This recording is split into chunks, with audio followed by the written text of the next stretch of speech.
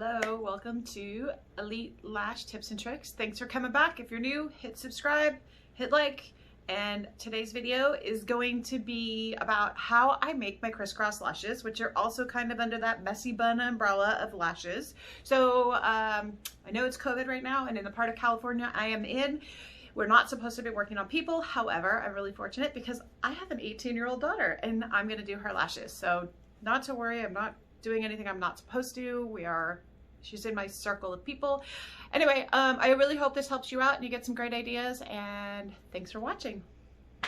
All right, so I'm gonna do a really natural mapping on her, even though they're sort of crisscross and gonna be a little crazy. I'm gonna focus on the highest point being right at her arches, and the next part you're gonna see will be mapping after I pre-wash and put her gel pads on.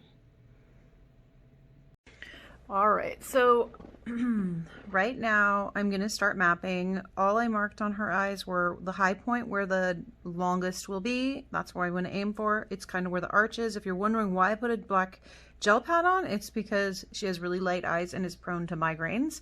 So the black gel pads are actually blocking the sunlight or the light, because I use, to see. So I don't want to cause a headache later. So now what I'm going to do, using a water-soluble pen, this one there. Let's see if you can see that. I don't know which way is good. Oh, I guess it's gonna go this way. Maybe I'll turn it the other way. You can watch it from my perspective. Stabilo, whatever, that brand. You can get them all over the place. Anyway, what I'm gonna do now is actually make dots where I'll be placing these V's, which I'll explain in a moment. And I'm gonna do it a little bit on the natural side, so they're not gonna be a ton of them, but this is gonna be sort of what creates that, why those crazy little sort of spikes that go in different directions. And I'm going to show you how to do that in just a moment. So let's get these on here. It's just a little guide. All right. Now, if you haven't seen how I make my spikes, go back to the video that's how to add length and volume without adding weight. And it explains the spikes and how I keep the spikes closed, and that's a basic principle. So as I go into this, you're going to see how you will create that based on what you've learned from the previous video. So I don't want to have to go back and start over and explain all that. So be sure to watch that one first. All right, as I start applying these, I am going to explain a few things. This particular person, that's my daughter, her name is Sage. Sage's lashes turn upward. They're not down facing. Some people's face down, some turn up. And because they turn up, I am not going to use a D curl. I'm not going to use anything curlier than a C on her because her lashes go up, and it will just exaggerate that. So right now I am applying a 9. This is basically, if you can tell, it's like a half of what I would use for a spike. So I'm gonna close it up a little bit. I think if you saw the other video, you can see how I close that up and keep it closed, because I do want it to be pretty spiky. And when I apply it to it, now keep in mind, you're going to be applying 2 of these. So when you put this spike on, it's going to be half the weight of the spike that you would apply normally. So what I'm dipping it in the glue, I have a glue ring on, you can't see, is a bit too much. And then I'm going to go ahead and apply it at an angle. This one's being applied somewhat at the side, and I am intentionally angling it out because I'm going to put a second one on, creating a V.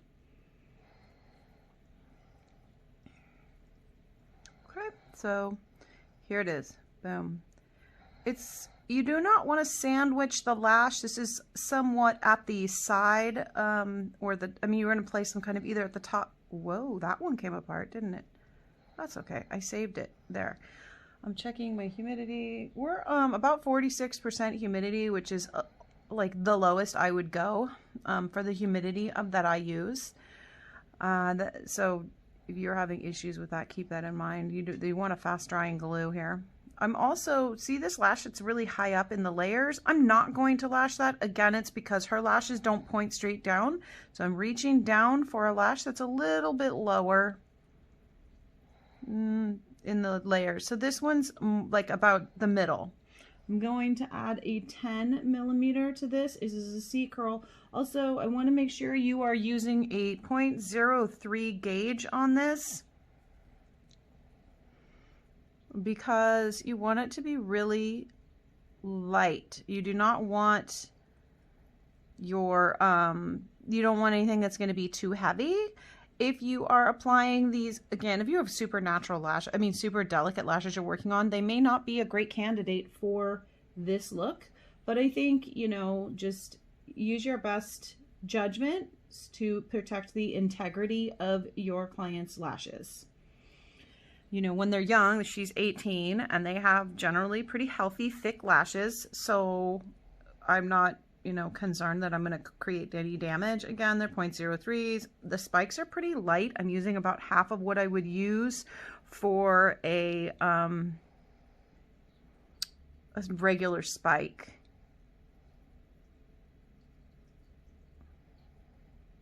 Stay there.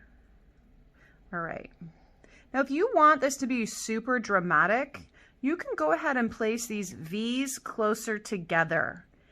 And then they create this sort of crisscrossing effect. You can do that for sure. Don't even, you know, don't feel limited to do what I'm doing. Do whatever you want to do. I'm trying to do something that's going to be, not take me forever. I don't have forever today to do this. I have things I've got to do other than just this. So, yeah, make sure you, you know, giving yourself enough time. I will say that this technique definitely takes longer. You may want to charge more for it. But it's up to you. I'm trying to isolate with one tweezer right now. There we go. I'm trying to get that one that's kind of long. Looks like I have a piece of glue or something stuck on my tweezer. Hold on a second. Save that guy. It's catching. Hold on a moment. There's glue on the inside of my isolation tweezer that keeps dragging on a lash. Okay. This is taking longer. It always takes longer when you think people are watching you. All right, so let's go ahead and get that guy on there at an angle.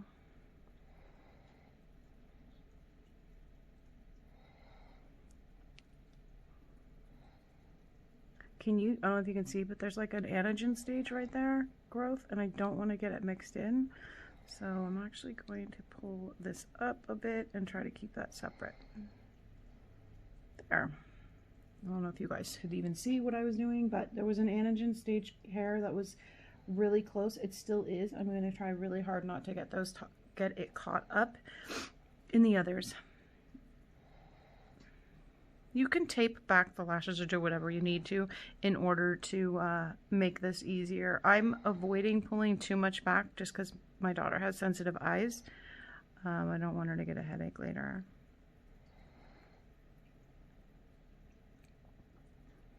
And yes, I go faster when I'm not talking and explaining. So, and generally for my clients, I do put more than this on. Again, this is just to give you an example. Let's see, turn her head so I can see, make sure I still have her centered in there. Okay, turn a little bit more. Perfect. Thanks. Now we are going in, grabbing another lash. We're gonna put so this is a 9, a 10, this is 11. I'm gonna put a 12. I actually thought I was gonna go to 13, but I think I'll go to 12.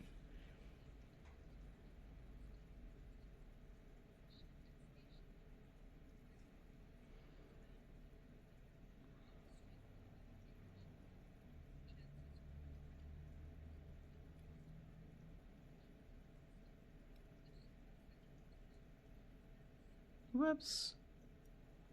There we go.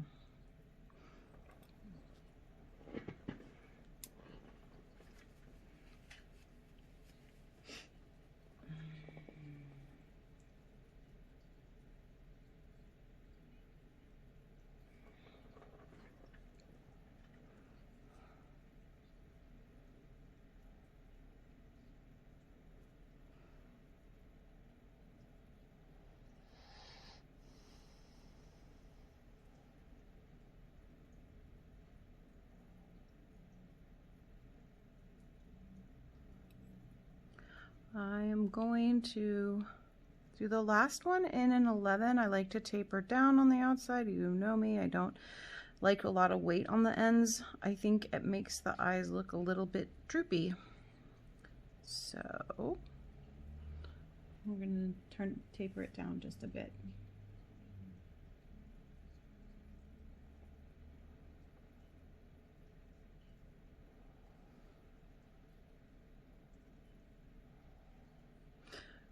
All right. This one.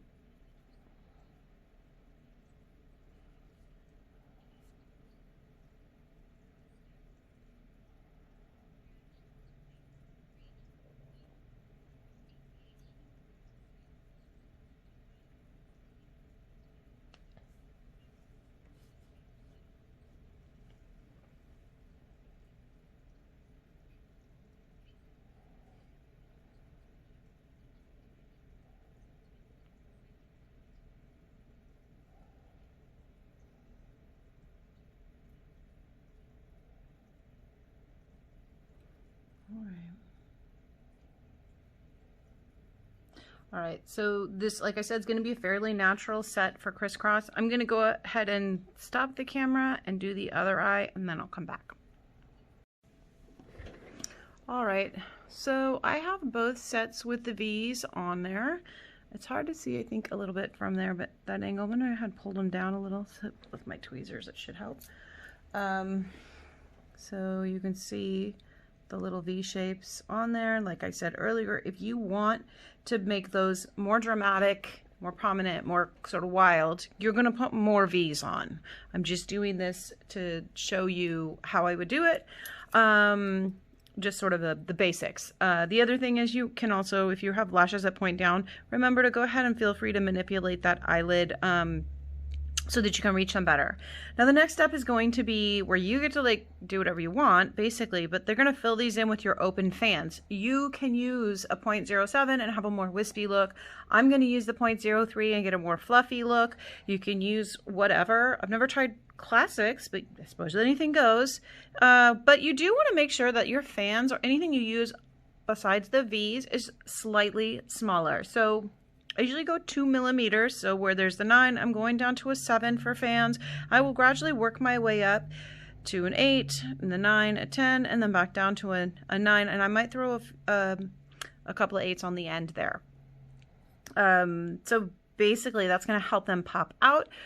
You can have narrow fans, you can have wide fans, you can angle them inward, you can angle them outward. Get creative, don't feel limited. I think it's important to kind of push your boundaries, see what you come up with, and if you have some clients that are really adventurous and let you play, take advantage of that because you might come up with a totally new look. So I'm going to be making sort of a small mega volume. I do prefer my fans wide. I don't make jumbos, but I do make wide fans. So here I'm going to do a 7. You can see what it looks like. Hold on, let's get that on there. There we go. So you can see that it's going to, because it's shorter, it'll allow for those crisscross V's to pop. Now, I do want to say the one thing that you want to kind of keep as a goal is the uniformity of the little V's. That's what creates that controlled chaos look. You're not just throwing them on there and they're all in different directions. The things you can be more wild with are actually your fans, but creating the uniformity in your V's will have a pattern then that all your V's going in one direction are somewhat uniform, and that will show in your work at the end. So I think I'm going to fill this in. You can watch, but I'm going to do it in hyperlapse. So enjoy.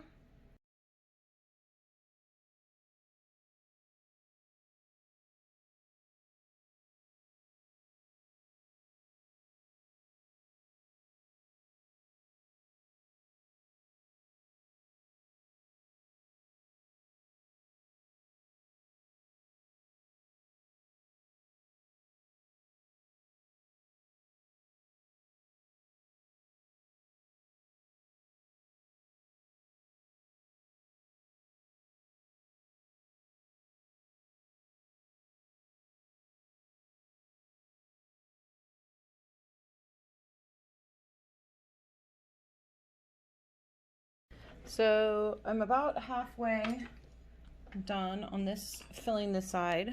Her eyes are super jumpy right now, but let's see if you can see what's going on in there. I don't know if you can tell, kind of. Anyway, they're getting there. It's hard to see from this angle. Let me take the camera off for a second and show you. You can see there's all the little spikes popping through, but she has lots of lashes in there I can still work on. So I'm going to turn it off, keep going. I'll show you the final product in just a minute.